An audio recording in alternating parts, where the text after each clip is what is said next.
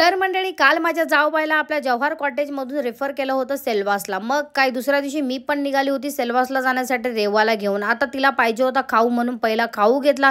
बस लागायला उशीर होता म्हणून छोटू मामाच्या दुकानामध्ये बराच वेळ घालवला. फायनली 12:30च्या आसपास बस लागली, ती पण एकदम फुल. मग काय नशिबाने आम्हाला ड्रायव्हरच्या बाजूला थोडीशी जागा भेटली. चालतवरच्या आसपास आलो, मग पूर्ण सीट भेटली.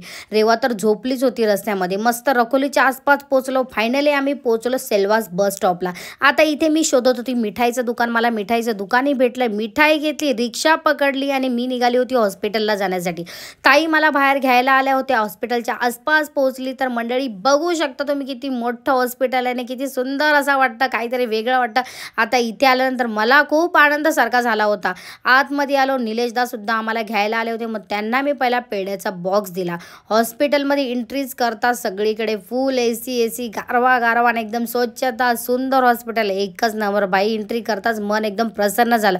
लिफ्टमध्ये आलो तर मंडळी पहिला पेढा मी इथं दिला लिफ्टमॅनला. त्याचंही तोंड गोड केलं. नंतर आम्ही एकमेकांचं तोंड गोड केलं. नंतर आमच्या सासूबाई भेटला, त्यांचंसुद्धा मी तोंड गोड केलं. माझंसुद्धा त्यांनी तोंड गोड केलं. तर मंडळी कविताताईची पूर्ण फॅमिली होती, त्यांचंसुद्धा मी इथं तोंड गोड केलं. कारण का आजचा दिवस खूप मोठा होता आणि निलेशदाचा बड्डे आणि आमच्या बाबूचा बड्डे एकच दिवशी आला. नंतर वेळ आली होती आमच्या बाबूला भेटण्याची. 4चा टाईम दिला होता. बाई ते टाईमला महत्त्व आहे. थोडा तरी उशीर झाला तरी जाऊन देणार नाही म्हणून आम्ही घाईघाईत पहिला बाबूकडे आलो. बाबूची भेट घेतल्यानंतर खूप मला आनंद झाला. नंतर आलो, उपाशी बनवतो, मस्त पोटभर जेवलो. आणि भाई मी इथं हॉस्पिटल बघत होती. बघू शकता तुम्ही किती सुंदर आणि खतरनाक हॉस्पिटल आहे.